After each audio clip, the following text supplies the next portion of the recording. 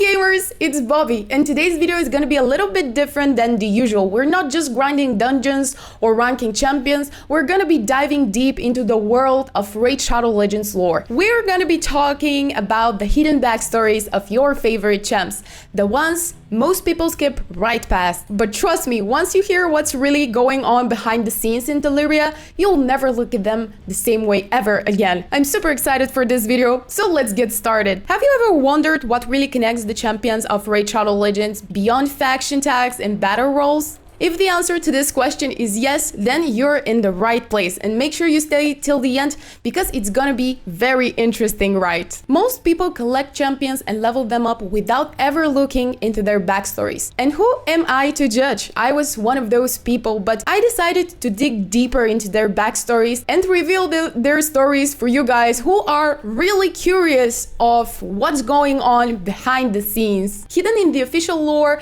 scattered through the Call of Arbiter episodes, champions, bios, and obscure lore drops lies a web of personal connections, betrayals, and emotional ties that most content creators never talk about. Don't miss your chance to become a part of my squad in Raid and support my channel by clicking on my link in the description right now to get your hands on a free legendary Narma, as well as Anax, Ugo, and Mausoleum Mage as you level up. Here is what to do. Log out of Flareon Play on PC and uninstall. Click the link in the description and register with a brand new email.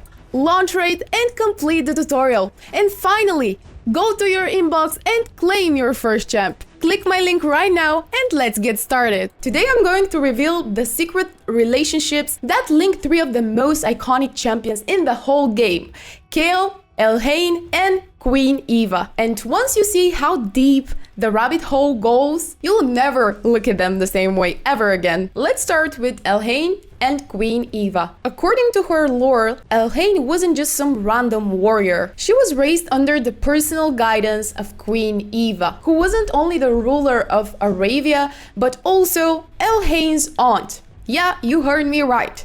Who would have known that this girl from the Dark Elves is aunt of our good High Elf girl Elhain. Incredible, right? Eva saw something extraordinary in her niece. Not just a skilled archer or battle mage, but a true heir. Someone who could rule one day Aravia with true wisdom and power. So she trained her in combat, diplomacy, and the ancient elven histories. Elhain's role was more than military. She was being prepared for leadership, for peace. But here is the twist. Elhain didn't just destroy her enemies. She studied them. She understood the Dark Elves. She even sympathized with some of them. And that's where the cracks of Eva's plan began to show. Because of Eva, war was necessary, and for Elhain, this was a tragedy. If you've been invested to the story up until this point, I'm pretty sure that the next chapter is gonna be even more intriguing to you. Let's talk about one of the most favorite champions of all time, the good old, are you ready for this? The good old Kael. Elhain and Kael come from opposing factions. Kael is from the Dark Elves and Elhain is from the High Elves, but the connection between them runs deeper than rivalry. In episode 4 of Call of the Arbiter, something incredible happens. Kael, surrounded by his own men, turns on them, not to protect his people, but to save Elhain. And then they together follow the Arbiter into the light. Why would a Dark Elf betray his own for a High Elf? Because Kael and Elhain share more than just a past. They share a sense of honor, purpose, and perhaps a love that defies politics. Kael had every reason to let Elhain die. Instead, he risked his own life for her. That moment wasn't just about strategy, it was personal. Some fans believe that they were lovers, others think it was mutual respect. My cat is being too invested in the tea and she wants to hear as well. So I'm gonna leave her in the room, she's very excited to hear all of it. Either way, their reunion wasn't just survival, it was symbolic. It was forgiveness, redemption, and hope. Now, let's add Queen Eva back into the mix. Imagine being Eva, a queen preparing her niece to rule, and then watching her bond with someone who represents everything you fought against. Elhain's loyalty begins to shift, not just toward Kael, but toward a broader vision, one that involves unity between factions, not just endless war. This is where the relationship turns tragic. Eva sees her heir being pulled away, not just politically, but emotionally.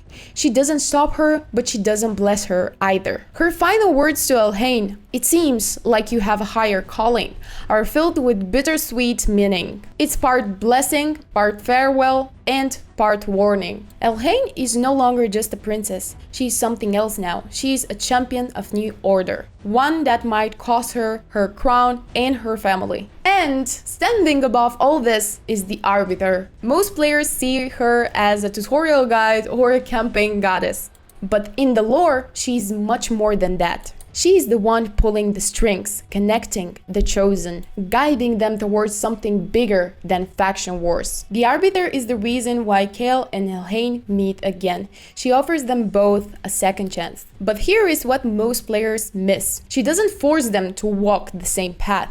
They chose it, despite everything, despite the pain, despite the past. That's what makes it powerful. The Arbiter isn't just a savior, she's a mirror. She reveals who these champions really are. So you may ask, what does all add up to? Elhain wasn't just a soldier, she was a future queen. Kael wasn't just a warlock, he was a man torn between pride and redemption. Queen Eva wasn't just a ruler, she was a mentor, watching her legacy slip away. And the Arbiter wasn't just the narrator, she was the force that broke the cycle of hate by showing them the cost of war and the value of trust. The connections matter because Raid isn't just all about stats and skills, it's about stories, about characters who fight not just for victory, but for identity, for legacy, and love. I personally believe that adding a touch of backstories and some magic into the whole game, this actually changes the whole experience, and I'm personally more invested into a game when I know the backstories and I know what the champions are really made of and how they come to be who they are. And once you understand their stories, you'll realize that the champions aren't just fighting on your screens, they're fighting within themselves. So next time you pull the shard and see Elhain or Kael, don't just think about gear sets. Think about the history, the heartbreak, and the bonds that outlived a war. And ask yourself, what side of the story are you playing into? And that was today's deep dive into the hidden connections between Raid's champions. If you enjoyed this lore content and you want to see more of the hidden relationships, backstories, and connections between Raid champions, make sure to drop a like and leave a comment down below. Tell me which champions you want me to cover next, or what mysteries in Teleria you want me to uncover. If you've made it this far of the video, make sure to leave a comment secret triangle down in the comment section below. I really appreciate your attention and watching the video up until this point. See you in Teleria, guys. Bye!